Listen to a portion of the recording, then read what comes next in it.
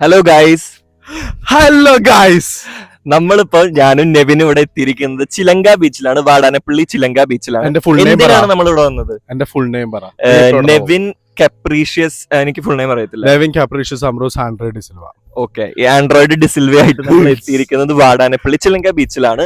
ഇച്ചാക്കൻസ് റെസ്റ്റോറന്റിലാണ് നമ്മളിപ്പോ എത്തിയിരിക്കുന്നത്. നിങ്ങളൊരു കാര്യം മനസ്സിലാക്കണം, ഈ ചിലങ്ക ബീച്ച് എന്നുള്ള പേര് വന്നതിനുള്ള മെയിൻ റീസൺ ഞാൻ 2 ദിവസം കൊണ്ട് ഞാൻ കണ്ടുപിടിച്ചു.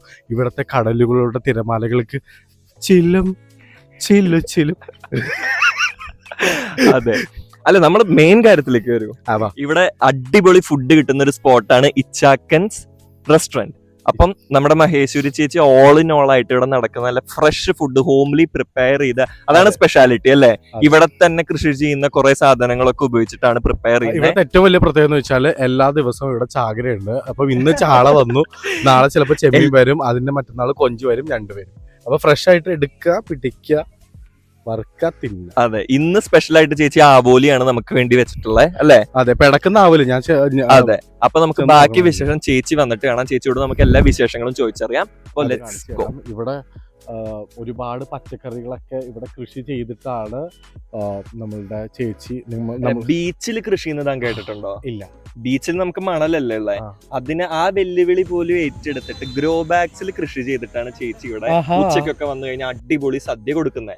അങ്ങനെ കൊടുക്കുന്ന ബീച്ചിലുള്ള ഏതെങ്കിലും റെസ്റ്റോറന്റിനെ കുറിച്ച് ഞാൻ കേട്ടിട്ടുണ്ടോ? ആദ്യമായിട്ടാണ് ഇങ്ങനെ ബീച്ചിൽ സ്വന്തമായി കൃഷി ചെയ്ത് കൊടുക്കുന്ന ഒരു സ്ഥലം കാണുന്നത്. അവിടെയൊക്കെ കൃഷി ചെയ്തിട്ട് സ്ഥലം ഇല്ലാത്തതുകൊണ്ട് കുറെ ഗ്രോ ബാഗുകൾ ഇവിടെ കൊണ്ടുവന്ന് വെച്ചിട്ടുണ്ട്. അപ്പൊ നിങ്ങൾ വിചാരിക്കും ഈ ഇച്ചിരിക്കൊട്ടൻ സംഭവം ഗ്രോ ബാഗിൽ വെച്ചിട്ടാണോ ഇത്രയും പേർക്കുള്ള ഫുഡ് കൊടുക്കുന്നത്? അവിടെ വെച്ചിട്ട് സ്ഥലം തികയാത്തത് കൊണ്ട് ഇങ്ങോട്ടേക്ക് കൊണ്ട് വെച്ചേക്കാം. കേട്ടല്ലോ. അതെ, ചേച്ചിയുടെ വീട് അപ്പുറത്തുണ്ട്, അവിടെയും ഫുള്ള് ഇതിന്റെ കൃഷിയും ഭാഗങ്ങളും ഉണ്ട്. ഇവിടെ ഇപ്പൊ നമുക്ക് നോക്കുകയാണെങ്കിൽ കുറച്ച് ചെടികള് എല്ലാം ഇവിടെ നല്ല ഇങ്ങനെ നോക്ക്. ഇവിടെ കണ്ടോ പുഴു തിന്നിട്ട് വെച്ചേക്കുന്ന ക്യാബേജ്. ദാറ്റ് മീൻസ് ഒരു കെമിക്കൽ വളങ്ങൾ പോലും ഇതിനകത്ത് അടിക്കുന്നില്ല എന്നുള്ളതാണ് സത്യം അല്ലേ? അല്ലെങ്കിൽ എപ്പോഴേക്ക് അടിച്ചിട്ടുണ്ടെങ്കിൽ പോലും പോയേനെ. ചേച്ചി നമുക്ക് ബാക്കി വിശേഷങ്ങൾ പറഞ്ഞു തരാന്ന് പറഞ്ഞിട്ടുണ്ട്. എന്തുകൊണ്ടാണ് ചേച്ചി ഇങ്ങനെ ഒരു ഇനീഷ്യേറ്റീവ് എടുത്തത്, എന്തിനാണ് ജൈവവളം അല്ലേ ആയിട്ടുള്ള പച്ചക്കറികൾ കൊടുക്കാനുള്ളത്. അപ്പൊ നമുക്ക് ചേച്ചി വന്നിട്ട് ബാക്കി എല്ലാ വിശേഷങ്ങളും ഡീറ്റെയിൽ ആയിട്ട് നമുക്ക് ചോദിച്ചു. നമ്മുടെ മെയിൻ താരം മഹേശ്വരി ചേച്ചി വന്നിട്ടുണ്ട്. ഹായ് ചേച്ചി. ഹായ് പറ എല്ലാവരോടും. അപ്പം ഇവിടത്തെ ഈ റെസ്റ്റോറന്റിന്റെ മെയിൻ ഐഡിയയുടെ പിന്നിലെ ആളാണ് അല്ലേ? നെടുന്തൂണ്. അപ്പൊ എന്താണ് ഇങ്ങനെ ഒരു റെസ്റ്റോറന്റ് തുടങ്ങാനുള്ള ഒരു കാര്യം, മോട്ടിവേഷൻ? റെസ്റ്റോറന്റ് തുടങ്ങാന്ന് വെച്ചിട്ടുണ്ടെങ്കില് ഞാൻ എന്തായാലും ഒരു ഫാർമറാണ്. പിന്നെ ഫുഡ് നമ്മൾ ഉണ്ടാക്കി കൊടുക്കുക എന്ന് പറയണത് എല്ലാവർക്കും ഉണ്ടാക്കാനും കുറച്ച് മടിയൊക്കെ ഉണ്ടാവും. ബട്ട് ടേസ്റ്റിൽ നമ്മൾ ഉണ്ടാക്കി കൊടുത്താൽ എന്തായാലും കഴിക്കാൻ ആളുകൾ എന്തായാലും ഉണ്ടാവും. എല്ലാവർക്കും റെഡി ടു ഈറ്റ് ആണ്. അപ്പൊ അത് നല്ലൊരു ഫുഡും കൂടി ആകുമ്പോൾ, പ്രത്യേകിച്ച് കടൽ മത്സ്യങ്ങൾ കൂടുതലും നമ്മൾ ഉൾപ്പെടുത്തിയിട്ടുള്ള ഒരു ഭക്ഷണശാലയാണ് ഇത്. അപ്പൊ ചേച്ചി ഇവിടെ കൊടുക്കുന്ന ഭക്ഷണങ്ങൾ ഇവിടെ തന്നെ കൃഷി ചെയ്തിട്ടുള്ള വെജിറ്റബിൾസ് ആണെന്ന് കേട്ടിട്ടുണ്ട്. അപ്പൊ എന്താണ് അതിന്റെ പിന്നിലുള്ള ഇത്? തീർച്ചയായിട്ടും ഇവിടെ തന്നെ നമ്മൾ കൃഷി ചെയ്തിട്ട് ഉള്ള പച്ചക്കറികൾ ഉപയോഗിച്ചാണ് ഇവിടെ നമ്മൾ കൂടുതലും ഭക്ഷണങ്ങൾ കൊടുക്കുന്നത്. ഞാൻ ശരിക്കും ഒരു ഫാർമറാണ്. പിന്നെ ബ്രദർ മരിച്ചതിന് ശേഷം ഇവിടെ തന്നെ നിൽക്കേണ്ടി വന്നു. കാരണം വെച്ചാൽ അമ്മ സുഖമില്ലാത്തത്, അനിയത്തി ഒരു മാനസിക വിഷമൊക്കെ ഉള്ളത് കൊണ്ട് ഇവിടെ തന്നെ നിന്നു. പിന്നെ ഞാൻ കൂടുതലും ഇവിടെ തീരദേശത്ത് ജനിച്ച് വളർന്നെങ്കിലും കല്യാണം കഴിച്ച് മുനമ്പത്തേക്ക് പോയി. അവിടെ പോയപ്പോഴും ഈ ഫിഷുമായിട്ട് ബന്ധപ്പെട്ട് തന്നെയാണ് കൂടുതലും, ഹാർബർ തൊട്ടടുത്ത്. അതുകൂടാതെ ഏറ്റവും കൂടുതൽ ഞാൻ കൃഷിയിലോട്ട് വരാൻ തന്നെ കാരണം എന്ന് വെച്ചിട്ടുണ്ടെങ്കിൽ വേസ്റ്റ് മാനേജ്മെന്റ് ഇതിൽ വരുന്നുണ്ട്. അതായത് ഒരുപാട് വേസ്റ്റ് ഫിഷിന്റെ മാർക്കറ്റുകളിലും ഹാർബറുകളിലും വരുന്ന വേസ്റ്റുകൾ ഇങ്ങനെ കടലിലോട്ടും പുഴയിലോട്ടൊക്കെ വലിച്ചെറിയുന്ന അവസ്ഥ കണ്ടിട്ടാണ് അത് ഉപയോഗിച്ച് നമുക്ക് വളം ഉണ്ടാക്കിയാലോ എന്ന് ചിന്തിച്ച് ആ വളം ഉപയോഗിച്ചിട്ടാണ് നമ്മൾ കൃഷി ചെയ്യുന്നത്. പിരിങ്ങാലക്കൂടെ ഒരു 4 ഏക്കർ എടുത്തിട്ട് നമ്മൾ ലീസിന് എടുത്തിട്ടുണ്ട്. ഇവിടുത്തെ മാത്രം പച്ചക്കറികൾ കൊണ്ട് നമുക്ക് എന്തായാലും ഒരു ഹോട്ടൽ. ചേച്ചിയുടെ വീട് അപ്പുറത്തുണ്ട്, അവിടെയും ചെയ്യുന്നുണ്ടല്ലേ? അവിടെയും ചെയ്യുന്നുണ്ട്. അപ്പൊ നമുക്ക് എല്ലാ സ്ഥലമുണ്ട് ഉണ്ടല്ലേ? അപ്പൊ നമുക്ക് എല്ലാ വിശേഷങ്ങളും ഉള്ളില് നമുക്ക് വെച്ച് ചോദിക്കാം. ഇപ്പൊ ചെറുതായിട്ട് മഴ തുളുന്നുണ്ട്. അപ്പൊ ചേച്ചി നമുക്ക് വേണ്ടി സ്പെഷ്യൽ എന്തോ ഫിഷ് ഉണ്ടാക്കുന്നത് കാണിച്ചു തരാന്ന് പറഞ്ഞിട്ടുണ്ട്. ഉണ്ടോ? ഉണ്ട്. ഏത് ഫിഷാണ്? ആവോലി. അപ്പൊ ഇന്ന് പിടിച്ച ഫ്രഷ് ആവോലിയാണ് നമുക്ക്. അതില് ആവോലി ശരിക്കും അത് തീർന്നു എന്ന് വെച്ചാൽ അത്ര ടേസ്റ്റ് ഉണ്ട് ആൾക്കാര്. ഇപ്പൊ നമ്മള് ഇപ്പൊ ഓരോ സീസൺ അനുസരിച്ചിട്ട് ഓരോ വെറൈറ്റി മീനുകൾ, ഇപ്പൊ ആവോലി ആയിരിക്കും, അല്ലെങ്കിൽ കൂന്തലായിരിക്കും, അല്ലെങ്കിൽ ചെമ്മീൻ, അങ്ങനെ ചിലപ്പോ കിട്ടും, പുറംകടലിൽ നല്ല മീനുകളൊക്കെ കിട്ടും. ഈ എന്താ കലവ പോലത്തത്, അമൂറ്, അങ്ങനത്തെ കിനാവള്ളി? അതെന്താ? ഇല്ല. എന്തായാലും മഴ നീണ്ടിട്ടുള്ള കൂന്തൽ പോലത്തെ എട്ടുകാലിയുടെ പോലെ. അത് correct. അപ്പൊ എന്തായാലും ചേച്ചി നമുക്ക് കുക്കിങ്ങിലോട്ട് കിടന്നാലോ. അപ്പൊ ബാക്കി വിശേഷങ്ങളെല്ലാം നമുക്ക് കുക്കിങ്ങിന്റെ ടൈമിൽ പറയാം അല്ലേ? അപ്പൊ ചേച്ചി എന്താണ് സ്പെഷ്യൽ? ഇത് ആവോലി. ആവോലി ശരിക്കും ഇവിടത്തെ കടപ്പുറത്തുനിന്നല്ല, ആഹാ, ഇത് മൊനമ്പത്തുനിന്ന് കൊണ്ടുവരുന്നതാ. ഓക്കെ. അതായത് മൊനമ്പത്ത് ഒരുപാട് ഫിഷിംഗ് ബോട്ടുകൾ ഉള്ളതാണ്. ആഹാ, അപ്പൊ അവിടെ നിന്ന് നമ്മൾ കൂട്ടം വിളിച്ചെടുക്കും കൂടുതൽ ഫിഷ്. കാരണം എന്ന് വെച്ചിട്ടുണ്ടെങ്കിൽ ഒന്നിച്ച് വിളിക്കുമ്പോൾ നമുക്ക് ഇത്തിരി വില കുറച്ചൊക്കെ കിട്ടും. എന്നിട്ട് അത് കൊണ്ടുവന്ന് വെള്ളം ഒഴിച്ചിട്ടാണ് നമ്മൾ ഫ്രീസ് ചെയ്ത് വെക്കുക. എന്നിട്ട് അതിൽ നിന്ന് എടുത്തിട്ട് മുറിച്ച് നമ്മുടെ സ്പെഷ്യൽ മസാലകളും. എനിക്ക് ഇങ്ങനെ ഈ വറുക്കാത്ത മീൻ കാണുമ്പോഴത്തേക്കും ഭയങ്കര സങ്കടം വരും മനസ്സിൽ. എനിക്ക് അതുകൊണ്ട് ഞാൻ മാക്സിമം ഞാൻ ഈ ചിക്കനൊക്കെ നമ്മളിങ്ങനെ കഴുത്ത് വയ്ക്കുന്ന അർത്ഥം കൊള്ളത്തില്ല, അവിടെ പോവാറില്ല, തലറിഞ്ഞ് പിടിച്ചു. പക്ഷെ കഴിക്കുന്നതിന് അവനൊരു പ്രശ്നമില്ല. അതെ. അപ്പൊ ഇതില് എന്തൊക്കെയാണ് ചേച്ചി ആഡ് ചെയ്തിട്ടുള്ളത്? എന്തൊക്കെയാണ് ഇത് അരപ്പതിന്റെ? അരപ്പ് നമ്മള് ശരിക്കും അതെല്ലാരും ഉപയോഗിക്കുന്നത് തന്നെയാണ്. നമ്മൾ ഈ നാച്ചുറൽ സാധനങ്ങൾ ഉപയോഗിക്കുമ്പോഴാണ് അതിന്റെ ഒരു ടേസ്റ്റ് വരുന്നത് അല്ലേ? തീർച്ചയായിട്ടും. നാച്ചുറൽ എന്ന് വെച്ചിട്ടുണ്ടെങ്കിൽ കൂടുതൽ കുരുമുളക്, വെളുത്തുള്ളി, ഇഞ്ചി, പെരിഞ്ചീരകം ഇതില് നല്ലതാ, നല്ല ടേസ്റ്റ് ആയിരിക്കും. കൂടുതൽ ചിലർ ഉപയോഗിക്കും. പിന്നെ നമ്മുടെ മുളക് പൊടി, മുളകൊക്കെ എന്ന് പറയുന്നത് നമ്മള് കൃഷി ചെയ്ത മുളക് ഉണങ്ങി വരുമല്ലോ, അതൊക്കെയാണ് ഇവിടെ കൂടുതൽ ഉപയോഗിക്കുന്നത്. അത്രയ്ക്കില്ലെങ്കിലും ടേസ്റ്റ് വരും. പണ്ട് കാലത്ത് നല്ല ടേസ്റ്റ് ഉള്ളതായിരുന്നു മുളക് പൊടി, വയലും, മല്ലി, മഞ്ഞളൊക്കെ എന്നാണ് ഇപ്പൊ കൊടുക്കുമ്പോ എനിക്ക് വെറുതെ ചണ്ടിയാന്ന് പറയാ. അതുകൊണ്ട് ടേസ്റ്റ് രുചിയൊക്കെ വരാത്തത്. നമ്മൾ നല്ല കുറച്ചെങ്കിലും ഒരു പകുതി ഭാഗമെങ്കിലും നമ്മൾ തന്നെ ഉണ്ടാക്കി ഇതില് പുരട്ടാണെങ്കിൽ അത്രയും നല്ലത്. എനിക്ക് കുറച്ച് മഞ്ഞൾ തരണേ. ഓ, മഞ്ഞളല്ലേ? മുഖത്ത് പരത്താനായിട്ട്. മഞ്ഞപ്പൊടിയല്ല, മഞ്ഞള്, പച്ചമഞ്ഞളല്ലേ? തേങ്ങാപ്പാലില് പറ്റുന്നത് നല്ലതാ. പിന്നെ ഇതിൽ എന്താ കുറെ ചതച്ച മുളക് ഉണ്ട് തോന്നുന്നു അല്ലേ? ചതച്ച അത് കുരുമുളകുണ്ട്, കുരുമുളകുണ്ട്, കുരുമുളക്, ഇഞ്ചി, ഇഞ്ചി, വെളുത്തുള്ളി, ഇത്രയും സാധനങ്ങൾ. പിന്നെ മുളക് പൊടി. എല്ലാരും മല്ലിപ്പൊടി അങ്ങനെ ഉപയോഗിക്കില്ല, പക്ഷെ മല്ലിപ്പൊടി കുറച്ച് ചേർക്കും. കുക്കിംഗ് സീക്രട്ട് ആയി, ഇതൊന്നും പറഞ്ഞു കൊടുക്കല്ലേ. കുഴപ്പമില്ല, എല്ലാരും എല്ലാവർക്കും ഇത് വെച്ച് ചിലപ്പോ ഈ മുളക് പൊടിയൊക്കെ ഉണ്ടായിരിക്കും, പക്ഷെ ഈ ടേസ്റ്റ് വരണമെങ്കിൽ ചേച്ചി തന്നെ അങ്ങനെ പറയാറുണ്ട്. കുറച്ച് മനസ്സൊക്കെ അതിലേക്ക് ഇടണം. ഞാൻ അങ്ങനെയാ, ഞാൻ എന്ത് കുക്ക് ചെയ്തത് ഞാൻ അല്ല, കൈപുണ്യം എന്ന് പറയുന്നത് സംഗതി ഉള്ളതാണല്ലേ. എന്റെ അമ്മയുടെ കൈപുണ്യൊന്നും എനിക്ക് കിട്ടിയിട്ടില്ല കേട്ടോ. അമ്മ ഒരു കറി വെച്ചാൽ മതി, അത് മാത്രം മതി, വേറെ ഒന്നും വേണ്ട. നല്ല ടേസ്റ്റ് മീൻ കറിയൊക്കെ. ഞാൻ ഇപ്പോഴും ആലോചിക്കുക, അമ്മ അത് തിളച്ച് വരുമ്പോ അതിന്റെ സ്മെല്ല് വരും, അങ്ങനത്തെ ഒക്കെ ഒരു ഇതാണ്. പക്ഷെ എന്താ, അത് മാത്രല്ല അന്നത്തെ എന്ന് വെച്ചിട്ടുണ്ടെങ്കിൽ ഞാൻ പറഞ്ഞില്ലേ, നല്ല ഇപ്പോഴൊക്കെ മല്ലി, മുളക്, മഞ്ഞളായാലും ഒക്കെ ഡ്യൂപ്ലിക്കേറ്റ് അല്ലേ വരുന്നത്, ഒക്കെ കൃത്രിമമായിട്ട് പ്രിസർവേറ്റീവ് ഒക്കെ ചേർത്ത് കേടാവാതിരിക്കാൻ. എന്നാലും കുഴപ്പമില്ല, മാക്സിമം നമ്മൾ ഒരു 60-80% നാച്ചുറലായിട്ട് നല്ല ടേസ്റ്റിൽ നമ്മൾ കൊടുക്കാം. ഇതുവരെ സാധിച്ചിട്ടുണ്ട്. പിന്നെ ഞാൻ കണ്ടത് ഇവിടെ വില ഭയങ്കര കുറവാണ് ബാക്കിയുള്ള സ്ഥലങ്ങളെ അപേക്ഷിച്ച്. എന്താന്ന് വെച്ചാല് നമ്മള് ഒന്നായിട്ട് 7 മാസമായിട്ടുള്ള നമ്മൾ തുടങ്ങിയിട്ട്, ചെറിയൊരു പ്രോഫിറ്റ് നമ്മളിപ്പോ നോക്കുന്നുള്ളൂ. കാരണം എന്ന് വെച്ചിട്ടുണ്ടെങ്കില് മറ്റുള്ള ഇതൊക്കെ വെച്ചിട്ട് നമ്മൾ കൂടുതൽ പ്രോഫിറ്റിലേക്ക് അങ്ങനെ, ഒന്നായിട്ട് ഭക്ഷണമാണല്ലോ കഴിക്കുന്നത്. നമ്മൾ ഇത്രയും പണിക്കാരും എല്ലാവരും ഉണ്ടെങ്കിലും അവരുടെ ഒക്കെ കവർ ചെയ്ത് ചെറിയൊരു പ്രോഫിറ്റ് എടുക്കുന്നോണ്ടാണ് ഇത്രയൊരു ഇത് വന്നത്. വില കുറച്ച് കൊടുക്കാനായിട്ടുള്ള മെയിൻ റീസൺ എന്ന് വെച്ചാല് ചേച്ചി തന്നെ, അതായത് നമ്മുടെ റോ മെറ്റീരിയൽസ് എന്താ പറയാ, ശരിക്കും ഈ ജൈവ കൃഷി അങ്ങനത്തെ ജൈവ സാധനങ്ങൾ ഉപയോഗിക്കുമ്പോ പ്രൊഡക്റ്റിന്റെ വില വളരെ കൂട്ടിയിട്ടാണ് മാർക്കറ്റിൽ വിൽക്കുന്നത്. അപ്പം ഇത് ചേച്ചിയുടെ ഇനീഷ്യേറ്റീവ് എന്ന് പറഞ്ഞു കഴിഞ്ഞാൽ നല്ല ഫുഡ് എല്ലാവരിലേക്കും എത്തിക്കുക, കുറച്ചുകൂടി ഹെൽത്തി ആയിട്ടുള്ള ഒരു ആൾക്കാരെ, അതാണോ ചേച്ചിയുടെ? അതുണ്ട്. പിന്നെ സ്വന്തമല്ല നമ്മൾ ചെയ്യുന്നത്, ഞാൻ ശരിക്കും ലേബർ കുറച്ച് നിർത്തുന്നുള്ളൂ.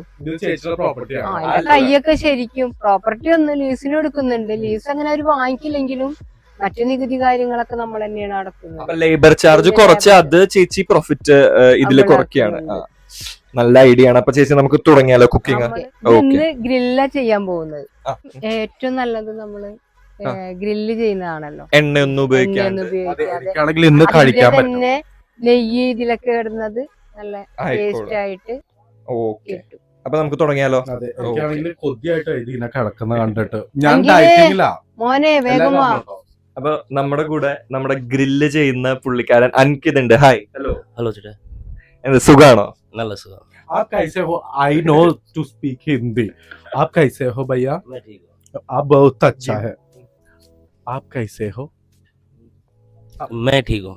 आपका नाम क्या है? ഞാൻ ഹിന്ദി പഠിക്കട്ടെ അങ്ങോട്ടേക്ക്. नाम अंकित। आपका नाम अंकित. अंकित। मैं नवीन कपरेश साम्ब्रोस आंड्रे डिसिल्वा. ഓക്കെ അങ്കിത് ഭായ് ആണ് നമുക്ക് ഉണ്ടല്ലോ, വേണ്ടി ഇതാ ഗ്രില്ല് ചെയ്യുന്നത്. കാസോ കടിച്ചു मैं पश्चिम बंगाल। പശ്ചിം ബംഗാൾ. പശ്ചിം मतलब best west east Bengal. West Bengal Kolkata Kolkata. Kolkata से थोड़ा आगे एनजीपी।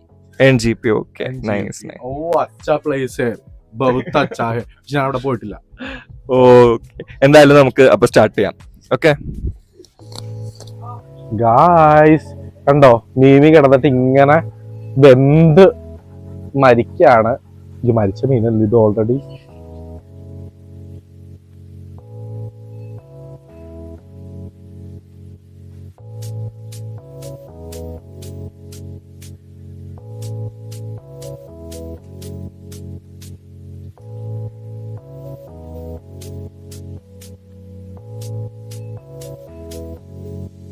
നമ്മുടെ ആവോലി ഫിഷ് ഗ്രിൽ റെഡി ആയിട്ടുണ്ട്.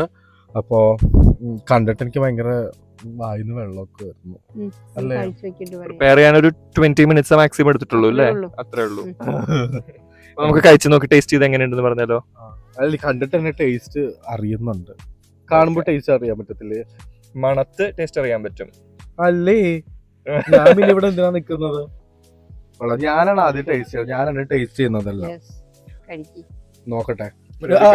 നീ കൂടി കഴിച്ചിട്ട് ഞാൻ അല്ല ആദ്യം ഞാൻ വെക്കാൻ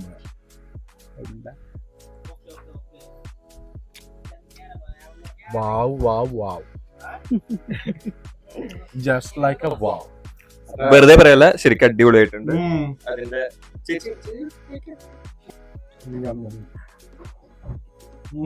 ചൂടുണ്ട്. എത്ര ചൂടുണ്ടോ? ചൂടുണ്ട്. എനിക്ക് നല്ല പൊളിക്കട്ടിയാവും. നാവ് പണത്തിലാവും. എനിക്ക് അതിന്റെ ഇത് ഭയങ്കര ഇഷ്ടപ്പെട്ടു കേട്ടോ, അതിന്റെ മസാല. മസാല എല്ലാവർക്കും ഇഷ്ടം. അപ്പൊ എന്നോട് ചോദിക്കാറുണ്ട് എങ്ങനെയാണ് മസാല ഉണ്ടാക്കണേന്ന്. ഇവിടെ വെല്ലിച്ചന്റെ ഒരു മോന്റെ ഭാര്യനെ വിളിച്ചേക്കണം. അവർക്കും മീൻ കൊണ്ടുവരുമ്പോഴേ അവിടേക്കുള്ളതും കൊണ്ടുവരാറുണ്ട്. അവിടെ വില കുറവിന് കിട്ടുമല്ലോ. അപ്പൊ ഇതിനെങ്ങനെ മസാല പറ്റണം, അവിടുത്തെ ഒരു ഫ്ലേവർ എങ്ങനെ വെച്ചിട്ട് തരുന്നില്ല. അങ്ങനെ ഞാൻ വോയിസ് കിട്ടും.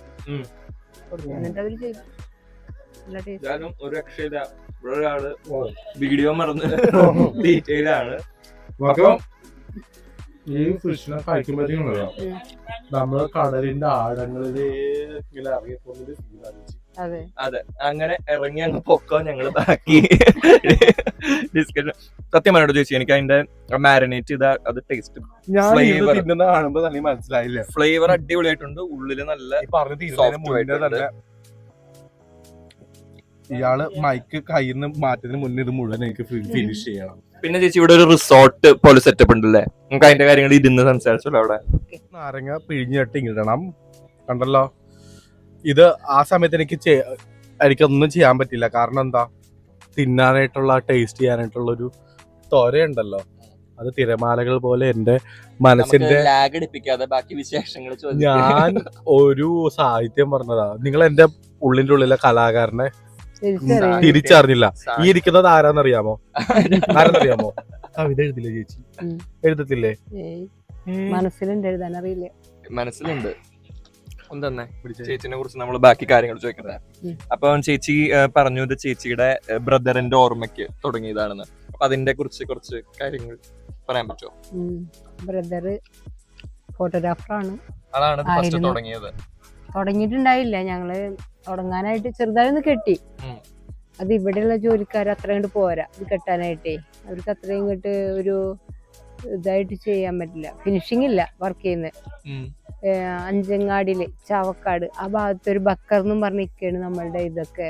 നല്ല ട്രഡീഷണൽ ഇതിൽ തന്നെ നല്ല ക്ലിയർ ആയിട്ട് നല്ല ഫിനിഷിംഗ് ആയിട്ട് വർക്ക് ഇതൊക്കെ ചെയ്തു. നല്ല നമുക്ക് എനിക്ക് പണ്ടേ ഇഷ്ടമാണ് ഓല വീട്. പണ്ട് ഞങ്ങള് ഇങ്ങനെ ഓല വീട്ടില് താമസിച്ചിരുന്നത്. ഈ ചാണകമൊക്കെ മെഴുകുമായിരുന്നു അടിയില്.